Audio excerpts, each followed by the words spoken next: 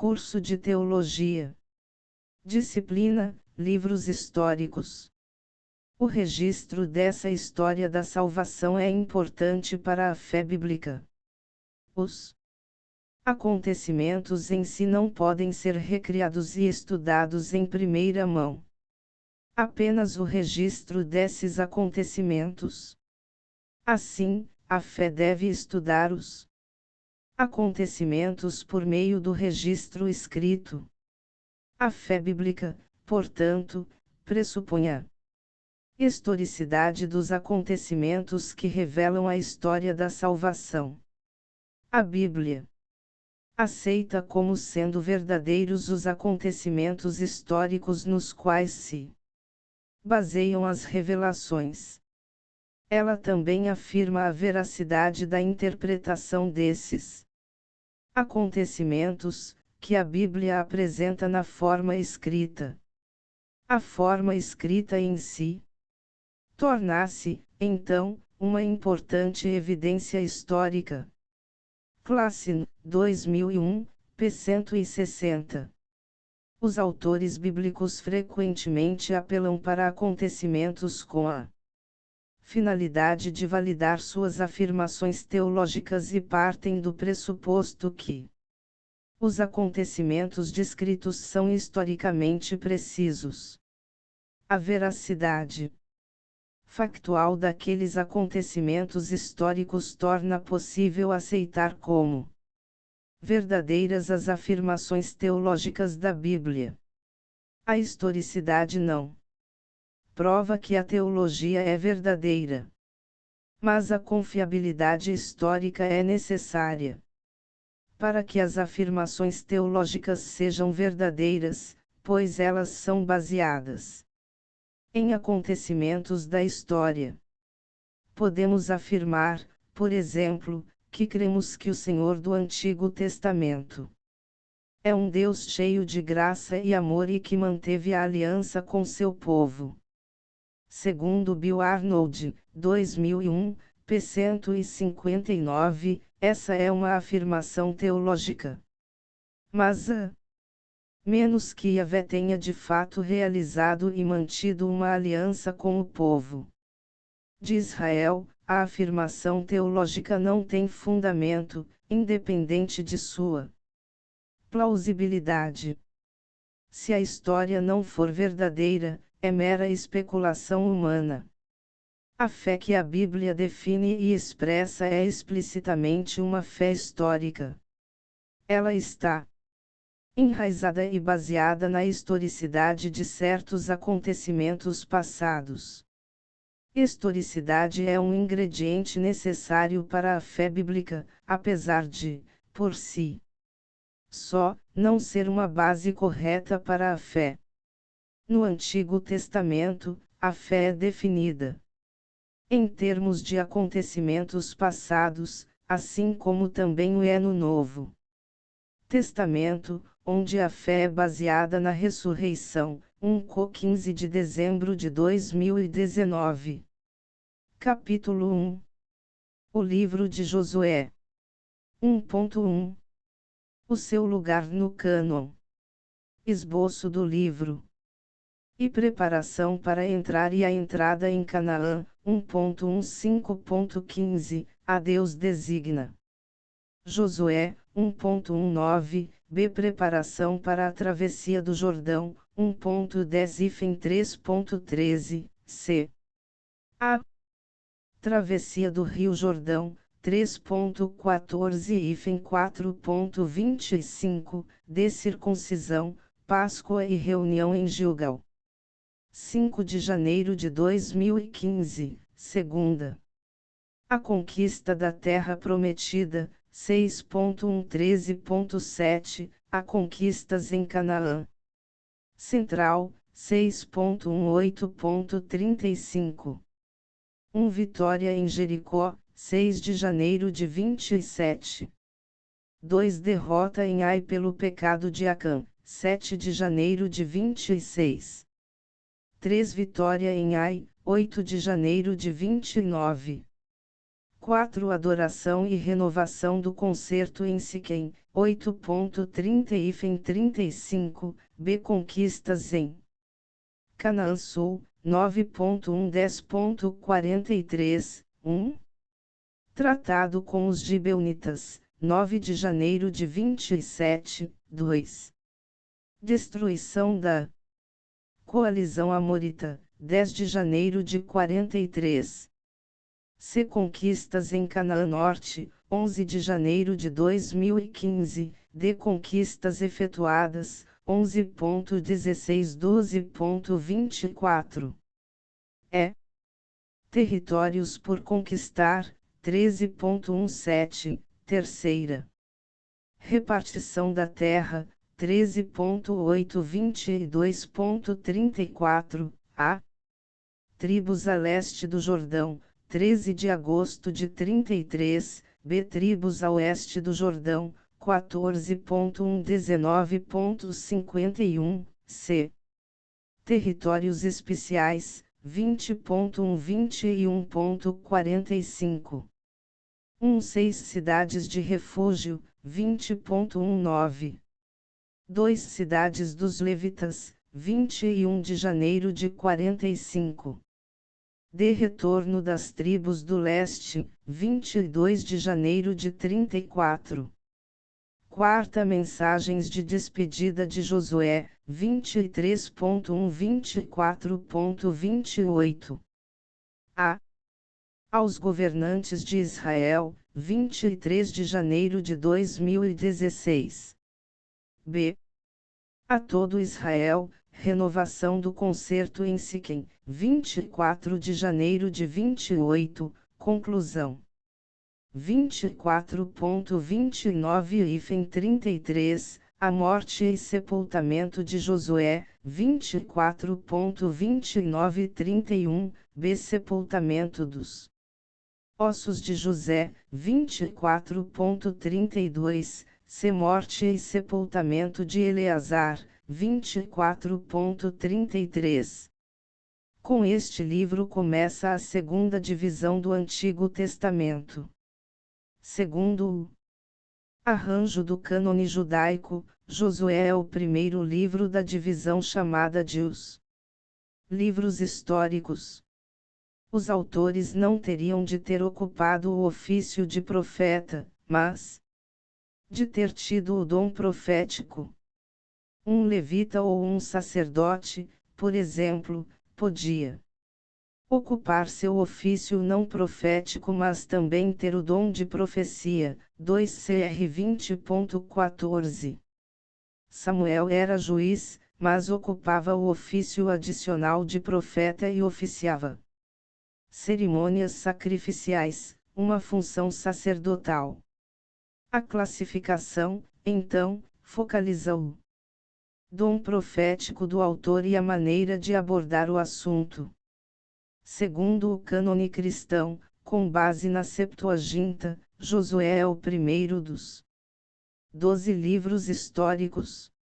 Esta maneira de classificar os livros parece olhar-lhes sob o prisma do tipo literário observado neles, o de narrativa histórica. Alguns estudiosos modernos preferem juntar Josué com o Pentateuco e assim falar do Hexateuco. Ainda outros desses dizem que os livros de Deuteronômio, Josué, Juízes, Samuel e Reis formam uma unidade que designam como a obra histórica deuteronomista.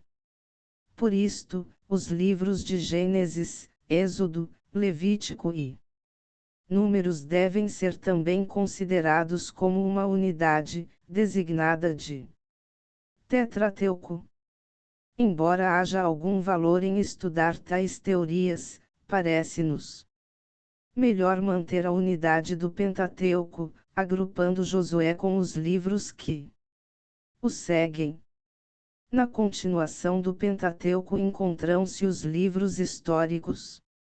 No cânon da Bíblia hebraica, os 6 livros de Josué, Juízes, 1 Samuel, 2 Samuel, 1 Reis e 2 Reis formam um conjunto que é denominado genericamente de profetas.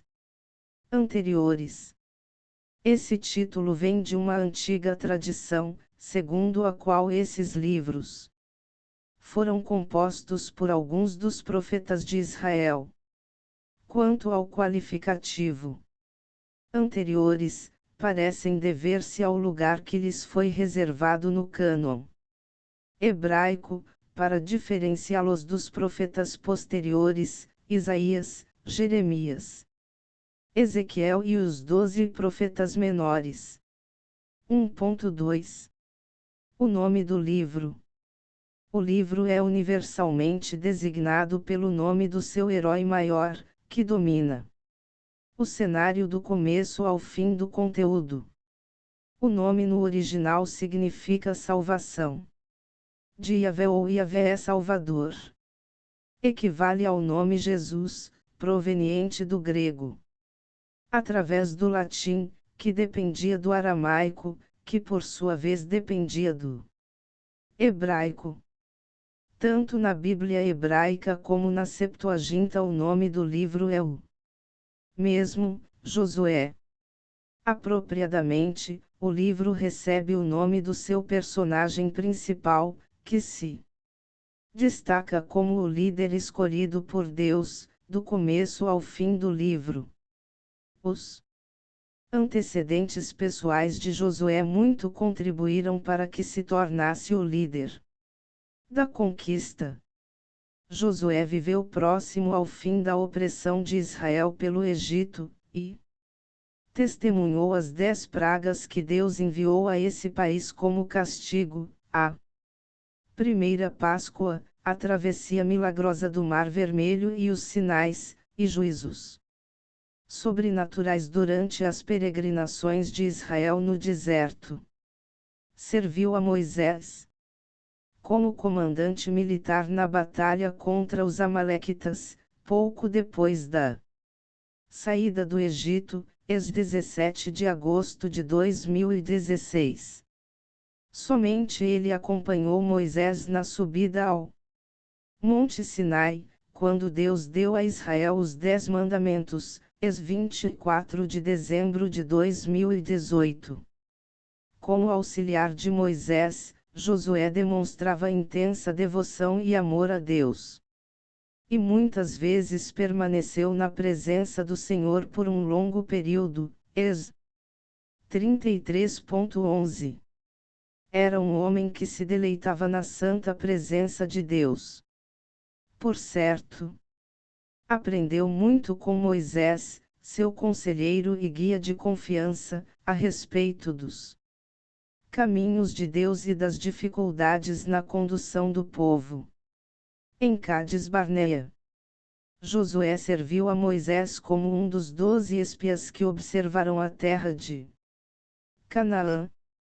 Ele, juntamente com Caleb, rejeitou energicamente o relatório da maioria, que retratava a incredulidade do povo, NM 14. Muitos anos antes de substituir Moisés como líder de Israel, Josué demonstrou ser um homem de fé, visão, coragem, lealdade, obediência inconteste, oração e dedicação a Deus e à sua palavra. Quando foi escolhido para substituir Moisés, já era um homem em que ao Espírito, NM 27.18, DT 34.9. 1.3 Data e autoria.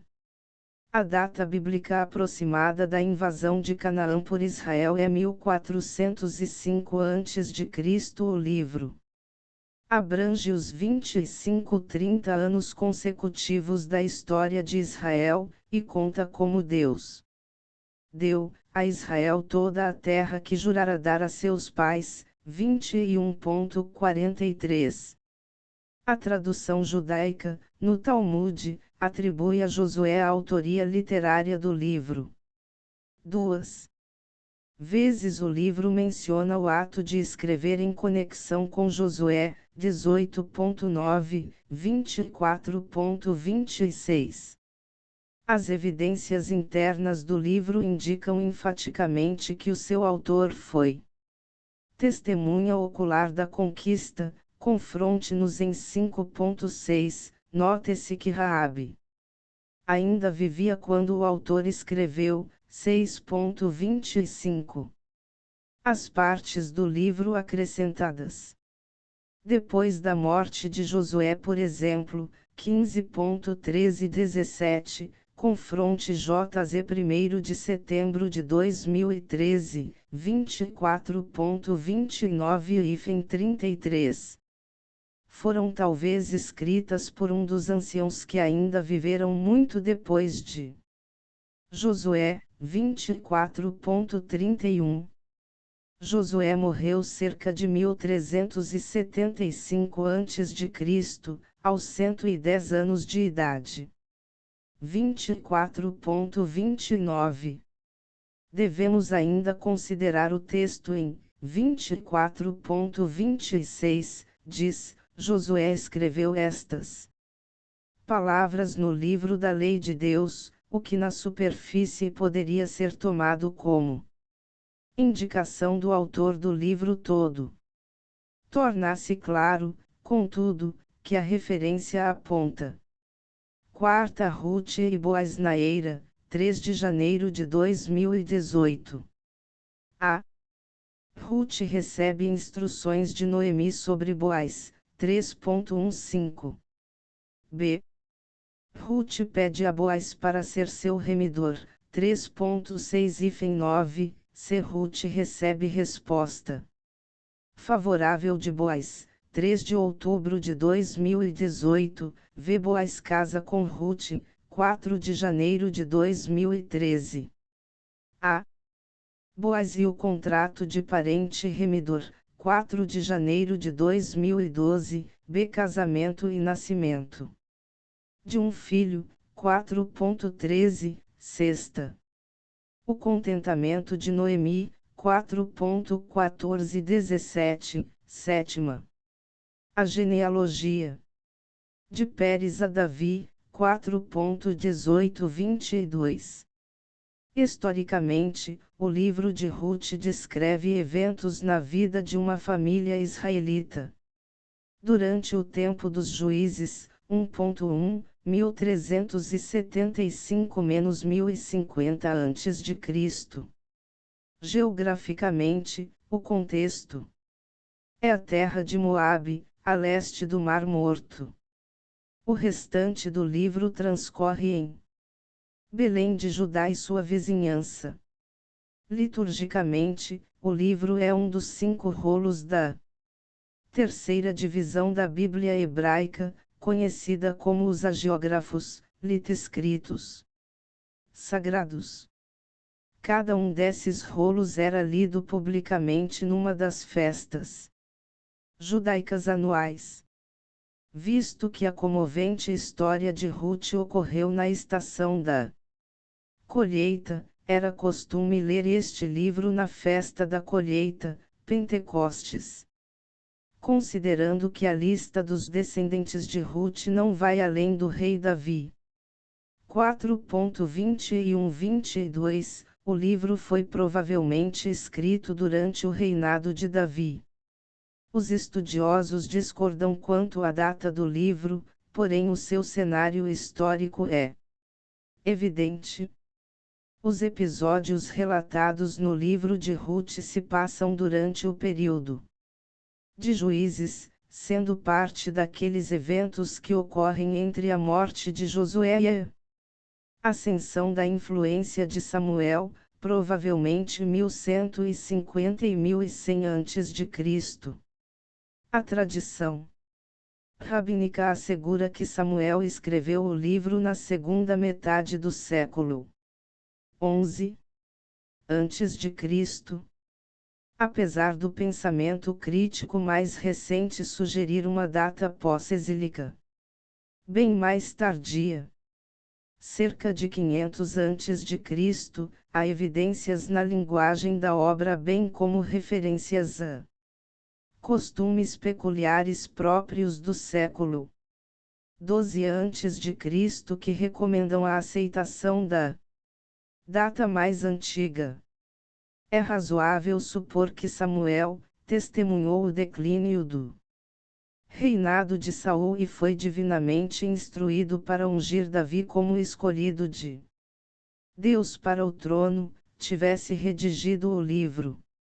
Uma história tão comovente como essa certamente já teria sido passada adiante oralmente entre o povo de Israel, e a genealogia que a conclui indicaria uma conexão com os patriarcas, oferecendo assim uma resposta a todos aqueles que, em Israel, indagassem pelo passado familiar do seu rei.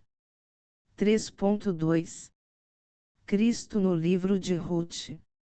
Boaz representa uma das mais dramáticas figuras do Antigo Testamento que antecipa a obra redentora de Jesus. A função de parente remidor cumprida de forma tão elegante nas ações que promoveram a restauração pessoal de Ruth, dá testemunho eloquente a respeito disso. As ações de Boaz efetuam a participação de Ruth nas bênçãos de Israel e a incluem na linhagem familiar do Messias. Ev 2.19. Eis aqui uma magnífica silhueta do Mestre, antecipando em muitos séculos a sua graça redentora. Como nosso parente chegado, ele se torna carne vindo como um ser humano. JO 1.14, FP 2.5 8. 3.3 Autoridade canônica e propósito de Ruth. A autoridade canônica de Ruth nunca foi contestada. Deu-se confirmação suficiente dela quando Deus inspirou que se alistasse na genealogia de Jesus. Em Mateus 1.5. O livro de Ruth foi sempre reconhecido pelos judeus como parte do cânon hebraico. Não é de surpreender, pois, que foram encontrados fragmentos do livro entre outros livros canônicos nos rolos do Mar Morto, descobertos a partir de 1947. Além disso, o livro harmoniza-se plenamente com os propósitos de Deus, referentes ao reino, e com os requisitos da lei de Moisés. Embora fosse proibido aos israelitas o casamento com cananeus e moabitas idolatrais, isto não se aplicava aos estrangeiros que, como no caso de Ruth, aceitassem a adoração de Deus. No livro de Ruth, a lei sobre resgatadores e casamento com cunhado é observada em todos os seus pormenores. DT 7.14 23.3, 4, 25 de maio de 2010.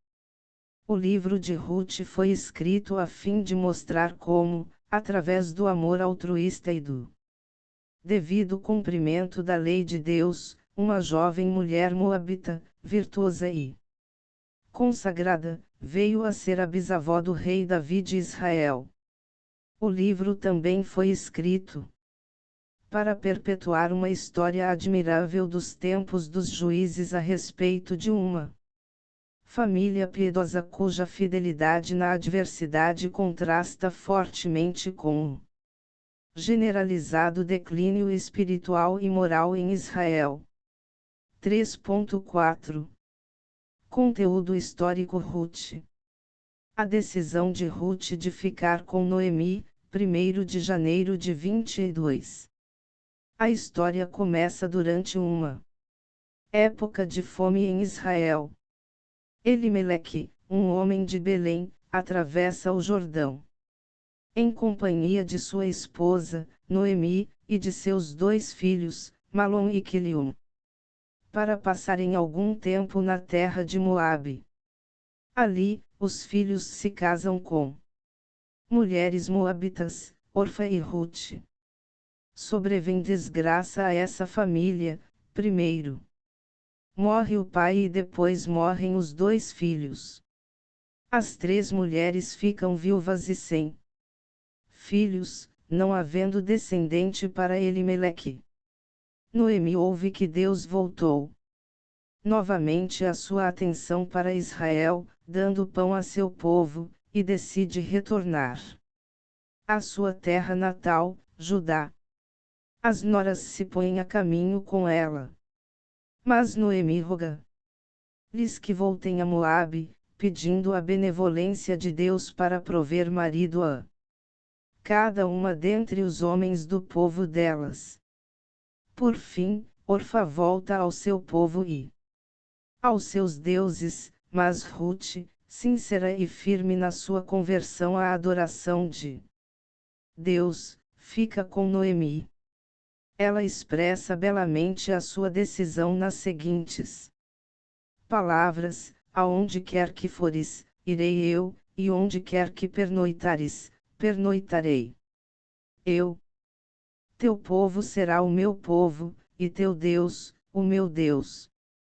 Onde quer que morreres, morrerei eu e ali serei enterrada. Assim me faça Deus e assim lhe acrescente mais, se outra coisa senão a morte fizer separação entre mim e ti. 1.15-17 Entretanto, Noemi, viúva e sem filhos, cujo nome significa minha agradabilidade, sugere que a chamem pelo nome de Mara, que significa amarga. 3.5 História do amor e sofrimento. Esta história do amor que redime inicia quando Elimeleque parte de Judá e passa a residir com sua família em Moabe por causa de uma fome. 1.12 O sofrimento continuou a flagelar Elimeleque, pois ele e seus 2 filhos morreram em Moabe. 1.13-5 O que resultou em 3 viúvas. 3.6 4 episódios principais vêm a seguir. A. Noemi, viúva de Elimeleque, e sua devotada nora moabita, Ruth, voltaram a Belém de Judá, 1º de junho de 22. B. Na providência divina, Ruth veio a conhecer Boaz, um parente rico de Elimeleque, capitã 2. C. Seguindo as instruções de Noemi, Ruth deu a entender a Boaz o seu interesse na possibilidade de um casamento segundo a lei do parenteremidor. Capitã 3. D. Boaz, como parente remidor, comprou as propriedades de Noemi e casou-se com Ruth, e tiveram um filho chamado Obed, avô de Davi. Capitã 4. Embora o livro comece com tremendos reveses, termina com um final sobremodo feliz para Noemi, para Ruth, para Boaz e para Israel. 3.7 5 características principais assinalam o livro de Ruth. A. É um dos 2 livros da Bíblia que leva o nome de uma mulher, sendo o outro o de Esther. B. Este livro, escrito, tendo ao fundo o horizonte ominoso agourento, nefasto, funesto, detestável, execrável da infidelidade e apostasia de Israel durante o período dos juízes, descreve as alegrias e pesares de uma família piedosa de Belém durante aqueles tempos caóticos. C. Ilustra o fato de que o plano divino da redenção incluía os gentios que, durante os tempos do Antigo Testamento, foram enxertados no povo de Israel, mediante o arrependimento e a fé no Senhor.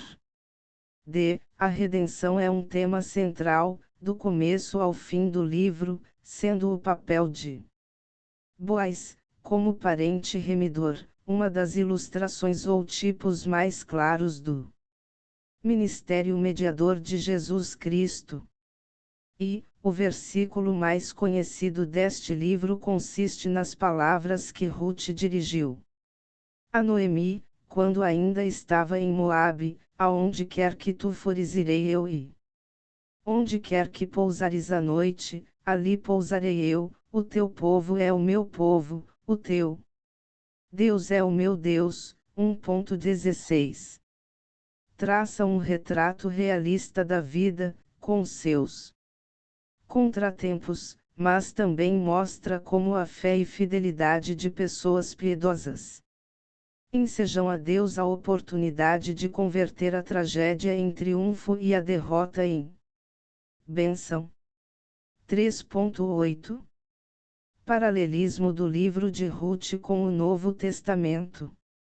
3.8.1 Este livro declara 4 verdades do Novo Testamento.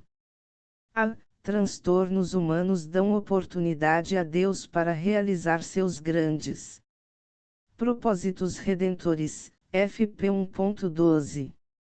B. A inclusão de Ruth no plano da redenção demonstra que a participação no reino de Deus independe de descendência física, mas pela conformação da nossa vida à vontade de Deus, mediante a obediência da fé. RM 16.26, RM 1.516. C. Ruth como partícipe da linhagem de Davi e de Jesus, MT 1.5, significa que pessoas de todas as nações farão parte do reino do grande filho de Davi, AP 5.9, 7.9. D. Boaz, como o parente remidor, é uma prefiguração do grande Redentor Jesus Cristo, MT 20.28, ver RT 4.10. Este livro, junto com o de Juízes, trata da vida de Israel desde a morte de Josué até o governo de Eli.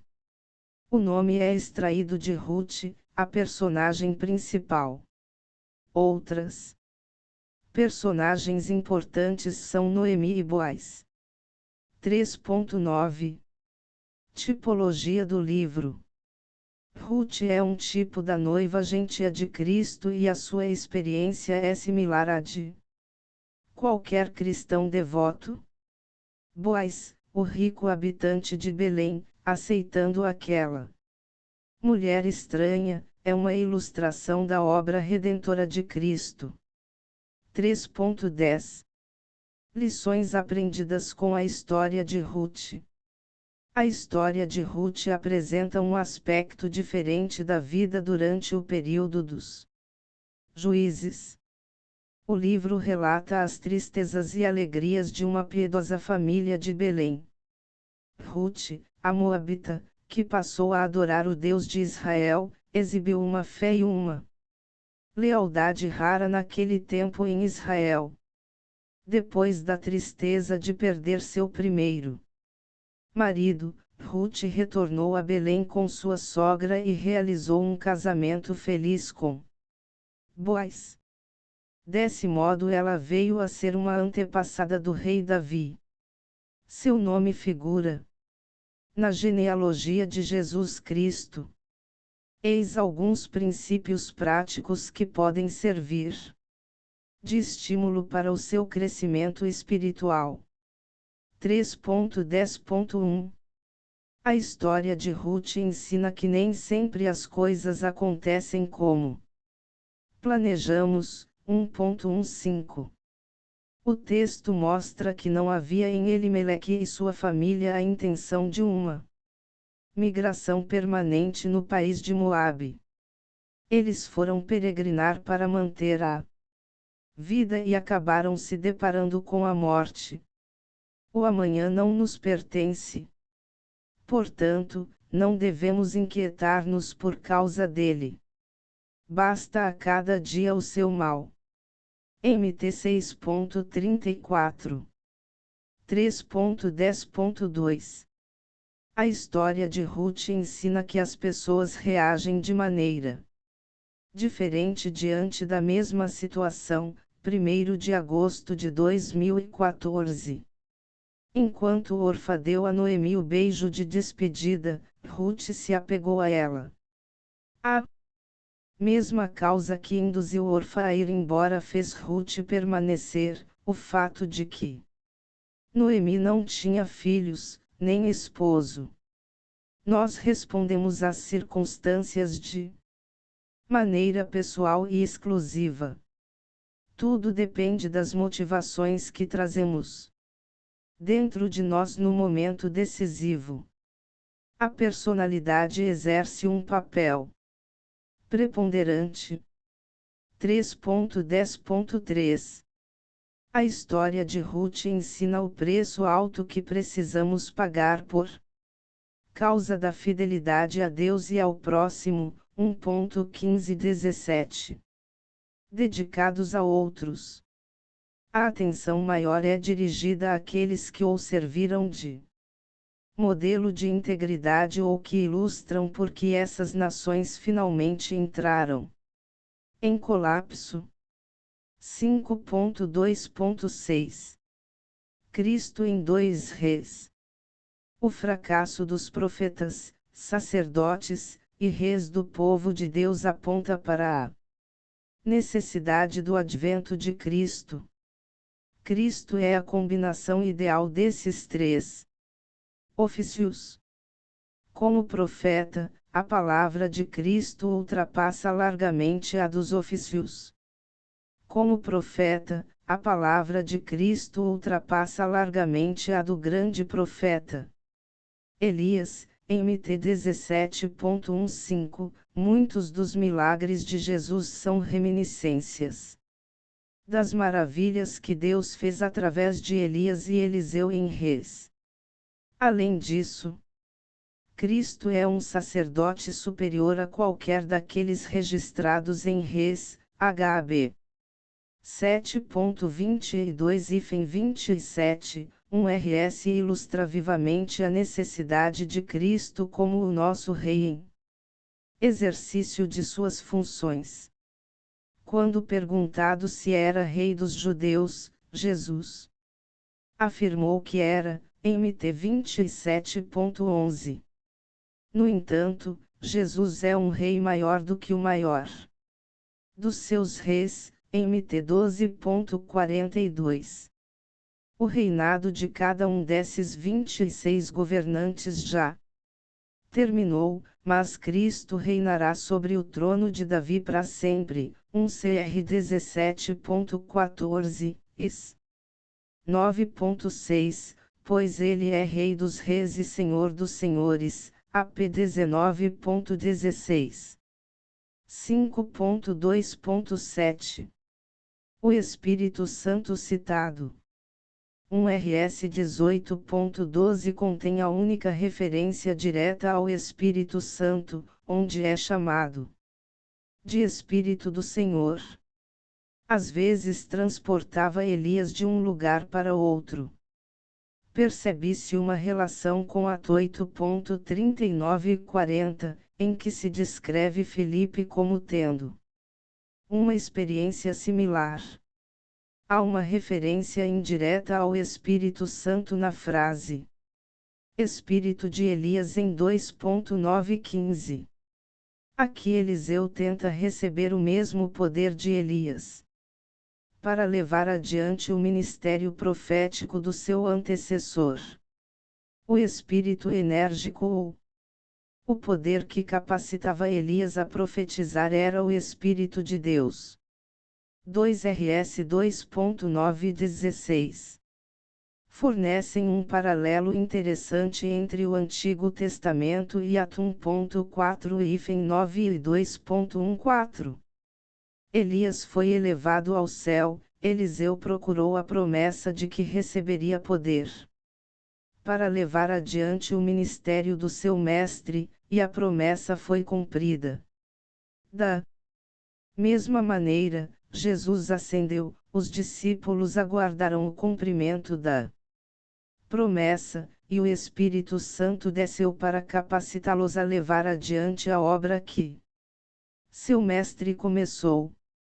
Uma alusão final ao Espírito Santo aparece em 2 Rs 3.15. Aqui a mão do Senhor veio sobre Eliseu, capacitando-o a profetizar ao rei Josafá. A fórmula A. Mão do Senhor se refere à inspiração divina dos profetas. 5.2.8 A história de Segundo Reis. A história de Segundo Reis abrange duas épocas principais, a história dos dois reinos antes da queda de Israel, as 10 tribos, em 722 a.C. 1:17, e a história de Judá depois da derrocada de Israel até a queda da própria nação de Judá em 586 a.C. 18 e 25. Por um lado, Israel teve uma sucessão ininterrupta de reis que faziam o que era mal aos olhos do Senhor, por exemplo, 3.2.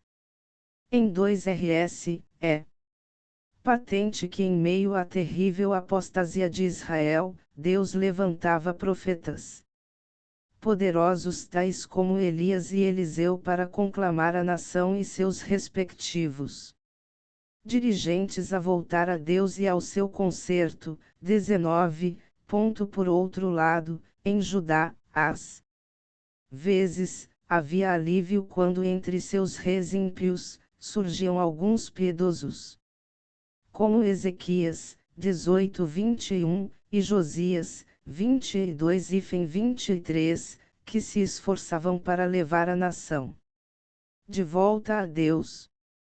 Todavia, esses reis não conseguiram levar o povo a abandonar de modo permanente a prática prevalecente da idolatria, da imoralidade e da violência. Depois da morte de Josias, capítulo 23, o deslize de Judá em direção à destruição foi rápido e culminou no saque de Jerusalém por Nabucodonosor em 586 a.C. Capítulo 25. 5.2.9 5 fatos principais caracterizam Segundo Reis. A. Destaca, assim como também Primeiro Reis, a importância dos profetas e da sua mensagem revelada como o meio principal de Deus transmitir sua mensagem aos reis e ao povo de Israel e Judá. Por exemplo, Elias e Eliseu, 1:13. Jonas, 14.25, Isaías, 19.17, 2034, e Uda, 22.14-20. B. Destaca o ministério milagroso de Eliseu no decurso de boa parte da primeira metade do livro, 2:13. C. Apenas 2 reis em todo Israel e Judá tiveram plena aprovação como fiéis a Deus e ao povo, Ezequias, 18.1, 20.21, e Josias, 22.1, 23.29.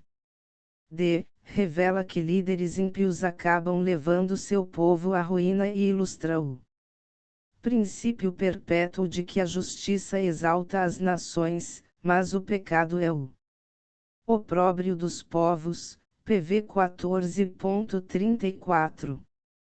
E contém muitas narrativas bíblicas bem conhecidas, como a ascensão de Elias ao céu num redemoinho, capítulo 2, a ressurreição do filho da Sunamita por Eliseu, capítulo 4, a cura de Naamã, capítulo 5, o ferro do machado que flutuou na água, capítulo 6, a morte violenta de Jezabel conforme Elias profetizara, capítulo 9, os grandes avivamentos no reinado de Ezequias, capítulo 18, e Josias, capítulo 22, e a grave enfermidade de Ezequias e sua cura, capítulo 20. 5 de fevereiro de 2010. Paralelo entre o livro de 2 Reis e o Novo Testamento. 2 Reis deixa claro que o pecado e infidelidade dos reis de Judá, isto é, os descendentes de Davi, resultaram na destruição de Jerusalém e do reino davídico. Não obstante, o Novo Testamento deixa também claro que Deus, na sua fidelidade, cumpriu sua promessa segundo o concerto, feita a Davi, através de Jesus Cristo, o Filho de Davi, em Mt 1.1, 9.27-31, 21.9, cujo reinado e reino não terão fim, LC 1.32,33, confrontes 9.7. Capítulo 6. 1 e 2 Crônicas. 6.1. O livro de 1 Crônicas. Esboço do livro. E genealogias, Adão à restauração pós-exílica, 1.19.44, a Adão a Abraão. 1º de janeiro de 27, B. Abraão a Jacó, 1.28 54, C. Jacó a Davi, 2 de janeiro de 55, D. Davi ao exílio babilônico, 3 de janeiro de 2024, é genealogias das 12 tribos, 4.18.40, F. Genealogias do remanescente, 9 de janeiro de 34. 1 As tribos que retornarão, 9.19. 2 Os sacerdotes que retornarão, 9 de outubro de 2013. 3 Os levitas que retornarão, 9.14-34. G. Genealogia de Saul, 9.35-44. Segunda Davi, a importância perene do seu reinado, 10.129.30. A morte de Saul e de seus filhos, 10 de janeiro de 2014. B. A tomada de Jerusalém e os valentes de Davi, 11.112.40. C. O retorno da arca, a restauração do culto e o estabelecimento do reino. 13.116.43. D. O concerto de Deus com Davi, 17 de janeiro de 27. E. Vitórias militares de Davi, 18.120.8. F. O censo pecaminoso de Davi, 21 de janeiro de 30. G. Preparativos completos de Davi para a edificação do templo, 22 de janeiro de 2019. H. Davi organiza os levitas para o ministério do templo, 23.126.32. I. A organização administrativa de Davi, 27 de janeiro de 34. J. Preparativos finais de Davi para a sucessão e o templo, 28.129.20. K. A coroação de Salomão e a morte de Davi, 29.2130. A história registrada em 1 e 2 Crônicas é pré-exílica, a origem e a perspectiva do livro, no entanto, são pós-exílicas, escritas na segunda metade do século V. Antes de Cristo, algum tempo depois de Esdras, quando um segundo grande grupo de exilados judeus, provenientes de Babilônia e da Pérsia, regressaram à Palestina. 457 a.C. As invasões de Israel e a destruição de Jerusalém pelo rei Nabucodonosor, 606-586 a.C., além dos 70 anos subsequentes do cativeiro babilônico, aniquilaram muitas das esperanças e ideais dos judeus como o povo do concerto.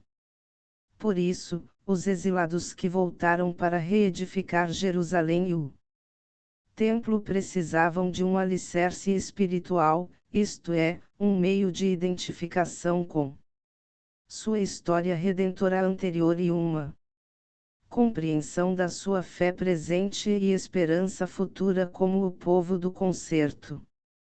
1 e 2 Crônicas foram escritos para suprir essa necessidade e avivar a esperança desses exilados que agora retornavam. 6.1.1 Autoria: 1 e 2 Crônicas eram originalmente um só livro. Como a identidade do autor dessa obra não é explicitada em 1 nem em 2 Crônicas, muitos optaram por se referir a esse autor desconhecido simplesmente como o cronista. No entanto, Esdras é o candidato mais provável para a autoria de crônicas. A antiga tradução judaica do Talmud afirma que Esdras escreveu o livro.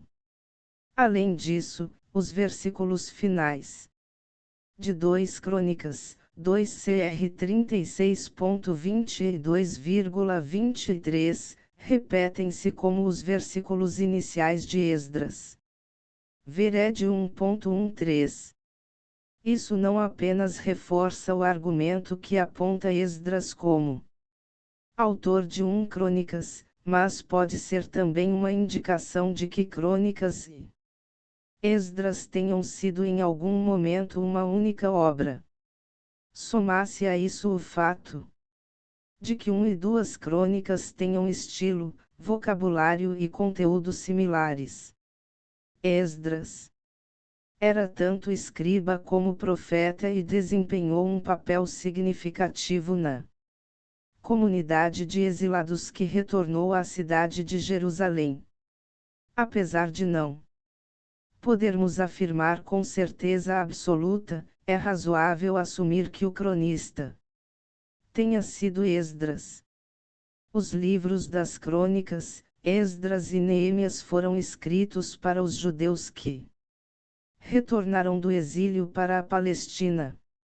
Posto que 1 e 2 Crônicas foram escritos do ponto de vista sacerdotal, e que os versículos finais de 2 Crônicas, 36.22,23, são idênticos a Esdras 1.13, a tradução talmúdica de que Esdras foi o cronista fica assim reforçada.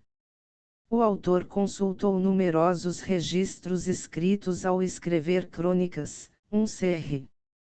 29.29, 2 Cr. 9.29, 12.15, 20.34, 32.32. Como líder espiritual, Esdras teve acesso a todos os documentos existentes na escritura de crônicas.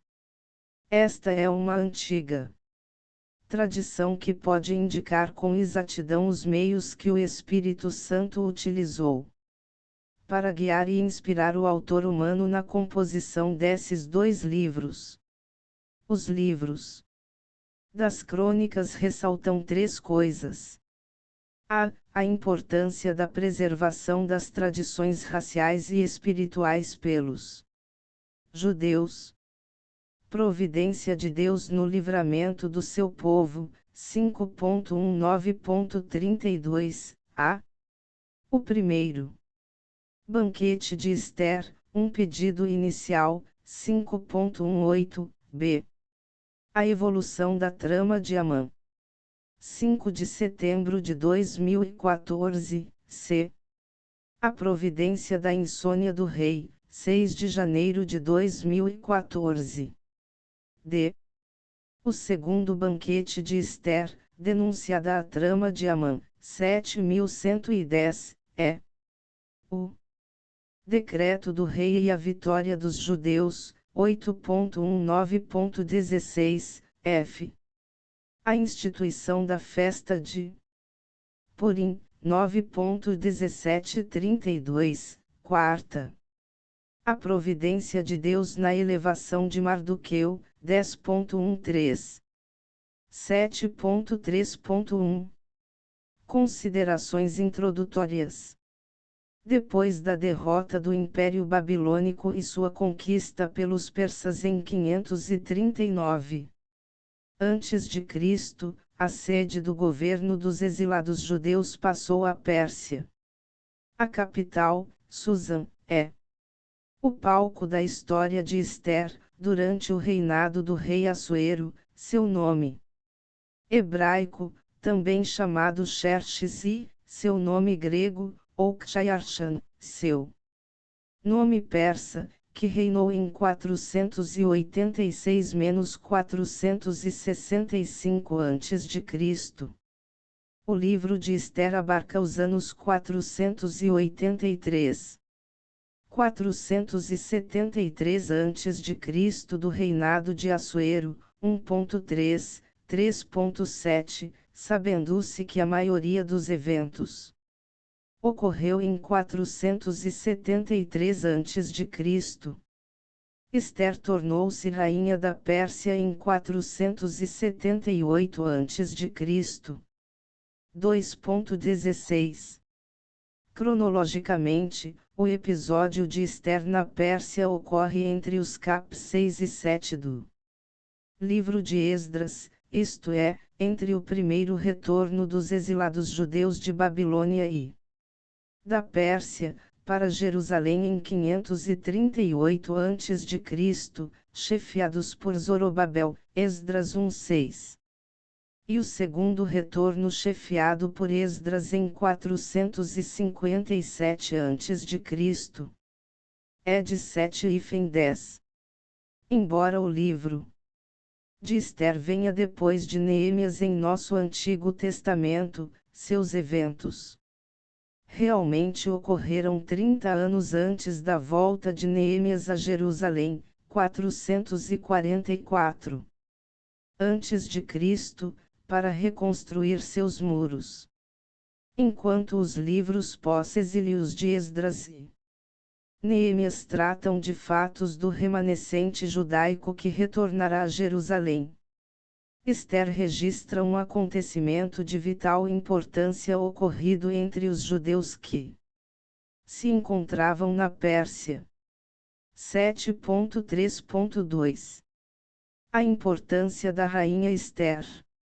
A importância da rainha Ester vê-se, não somente no fato de ela salvar o seu povo da destruição, mas também por conseguir para esse povo segurança e respeito num país estrangeiro, e 8.17, 10.3.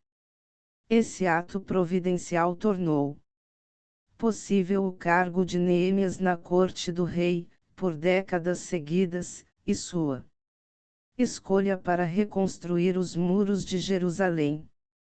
Se Ester e os judeus, inclusive Neemias, tivessem perecido na Pérsia, o remanescente em crise em Jerusalém talvez nunca tivesse reconstruído a sua cidade.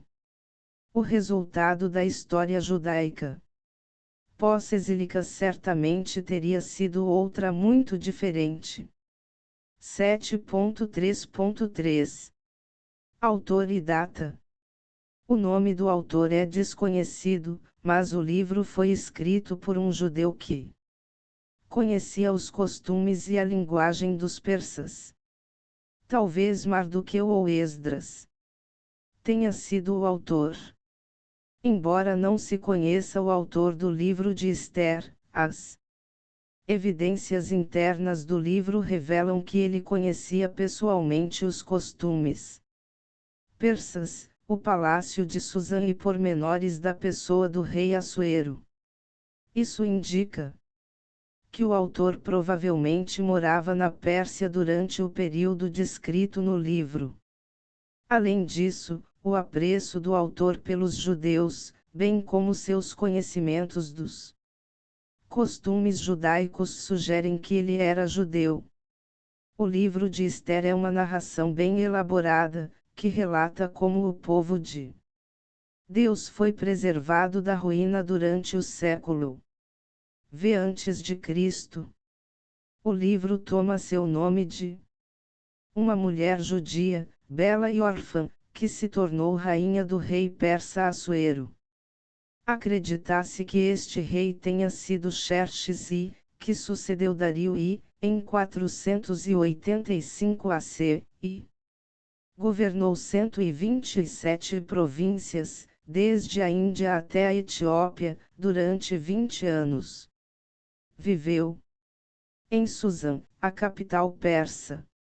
Naquela época, certo número de judeus ainda se encontrava na Babilônia sob o governo persa, embora tivesse liberdade para retornar a Jerusalém, há meia de 50 anos. A história se desenrola num período de 4 anos, iniciando no terceiro ano do reinado de Xerxes. 7.3.4 Conteúdo histórico do livro. Ester é um estudo da sobrevivência do povo de Deus em meio à hostilidade. Amã, o homem mais importante depois do rei, deseja a aniquilação dos judeus. Ele manipula o rei para que execute os judeus. Ester é introduzida em cena e Deus faz uso dela para salvar seu povo. Amã é enforcado, e Mardoqueu, líder dos judeus no Império Persa, se torna primeiro-ministro. A festa de Purim é instituída para marcar a libertação dos judeus. Um aspecto peculiar no livro de Ester é que o nome de Deus não é mencionado. No entanto, vestígios de Deus e seus caminhos transparecem em todo o livro. Especialmente na vida de Ester e Mardoqueu. Da perspectiva humana, Ester e Mardoqueu foram as duas pessoas do povo menos indicadas para desempenhar funções importantes na formação da nação. Ele era um judeu benjamita exilado. Ela era prima órfã de Mardoqueu, adotada por este. 2.7 A maturidade espiritual de Ester se percebe na virtude dela saber esperar pelo momento que Deus julgou adequado, para, então, pedir ao rei a salvação do povo e denunciar Amã. 5.6-8 7.3-6 Mardoqueu também revela maturidade para aguardar que Deus lhe indicasse a ocasião correta e lhe orientasse. Em consequência, ele soube o tempo certo de Ester desvendar sua identidade judaica. 2.10 Esta espera divinamente orientada provou-se crucial. 6 de janeiro de 2014, 7.9-10, e comprova a base espiritual do livro. Finalmente, tanto Ester quanto Mardoqueu temiam a Deus, não a homens. Independentemente das consequências, Mardoqueu recusou-se a prestar honras a Amã. Ester arriscou sua vida por amor do seu povo quando foi ao rei sem ter sido convidada. A missão de Ester e Mardoqueu sempre foi salvar a vida que o inimigo planejava destruir. 2.21-23, 4 de janeiro de 2017, 7.16, 8.3-6, como resultado. Conduziram a nação à liberdade, foram honrados pelo rei e receberam autoridade, privilégios e responsabilidades.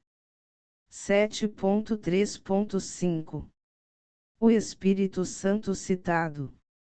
Embora não se mencione diretamente o Espírito Santo, sua ação produziu em Ester e Mardoqueu profunda humildade, conduzindo-os ao amor mútuo e à lealdade. RM 5.5 o Espírito Santo também dirigiu e fortaleceu Ester para jejuar pelo seu povo e pedir que este fizesse o mesmo. RM 8.26,27 7.3.6 O duplo propósito do livro de Ester. O livro de Ester foi escrito para demonstrar a proteção e livramento de extermínio iminente do povo judeu, mediante a intervenção de Deus através da rainha Ester. Embora o nome de Deus não seja mencionado especificamente, a evidência é patente da sua providência no decurso de todo o livro. Também, para prover um registro e contexto histórico da festa judaica de Purim, E3.67, 9.26 e 28, e, assim, manter viva para gerações futuras, a lembrança desse grande livramento do povo judeu na Pérsia, confronte a festa da Páscoa e o grande livramento dos israelitas da escravidão no Egito. 7.3.7 Os personagens principais no livro de Ester. O rei persa, Assuero, seu primeiro-ministro, Amã. Amã é o vilão da história. Vasti, a rainha que antecedeu Ester, Ester, a formosa moça judia que tornou-se rainha. Ester, naturalmente, é a heroína da história, Mardoqueu, o íntegro primo de Ester que a adotou como filha e cuidou dela na mocidade. É o herói que, como alvo principal do desprezo de Amã, é vindicado e exaltado no fim.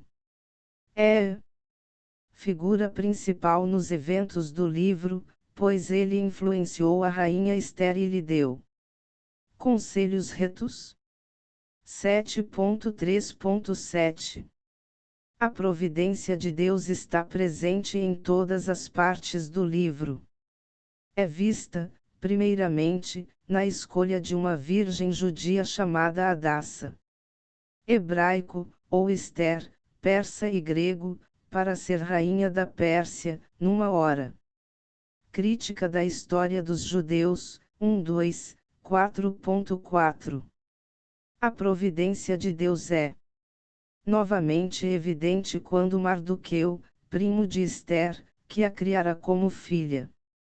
2.7 Foi informado de uma trama para assassinar o rei, denunciou-a, salvou a vida do rei, e seu ato foi registrado nas crônicas do rei. Isso, o rei descobriu providencialmente no momento certo, durante uma noite de insônia, 6 de janeiro de 2014.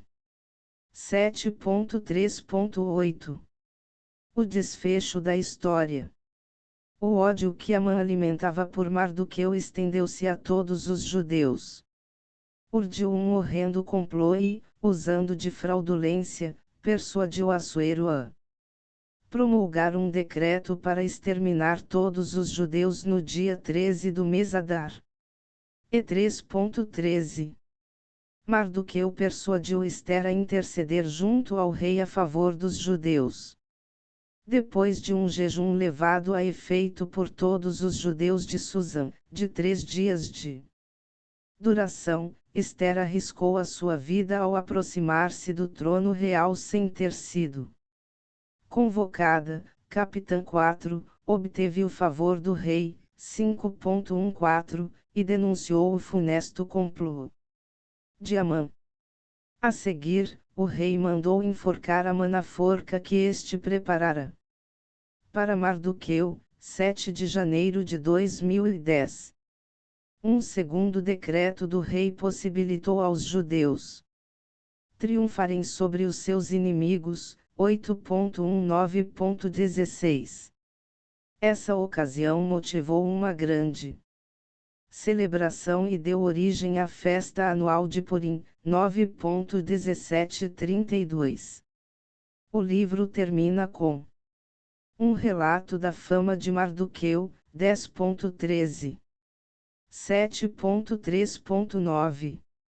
5 características assinalam o livro de Ester. A. É um dos 2 livros na Bíblia que levam o nome de uma mulher, sendo Ruth. O outro. B. O livro começa e termina com uma festa, e menciona um total de 10 festas ou banquetes no decurso das quais se desenrola boa parte do drama do livro. C. O livro de Ester é o último dos 5 rolos da terceira parte da Bíblia hebraica, chamados Hagiographa, escritos sagrados. Cada um desses rolos é lido publicamente em uma das grandes festas judaicas. Este aqui é lido na festa de Purim, em 14 e 15 de Adar, que comemora o grande livramento do povo judeu na Pérsia, durante o reinado de Ester. D. Embora o livro mencione um jejum de 3 dias de duração, não há qualquer referência explícita a Deus, à adoração, ou à oração, aspecto este que tem levado alguns críticos a, insensatamente, questionarem o valor espiritual do livro. E, embora o nome de Deus não apareça através do livro de Ester, sua providência é patente em toda parte do mesmo, por exemplo, E2.7 17:22, 4.14. 4.16 hífen 5.2, 6.13 hífen 10, 9.1. Nenhum outro livro da Bíblia ilustra tão poderosamente a providência de Deus ao preservar o povo judeu a despeito do ódio demoníaco dos seus inimigos. 7 de março de 2010. O livro de Ester e o Novo Testamento.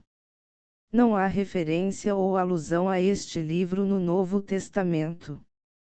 Todavia, o ódio de Amã aos judeus e seu complô visando o extermínio de todos os judeus do Império Persa, E3, 7.4, é uma prefiguração no Antigo Testamento, do Anticristo do Novo Testamento, que procurará destruir todos os judeus e também os cristãos no final da história. No final do curso, após o estudo de todas as matérias, você fará uma prova única de conhecimentos gerais.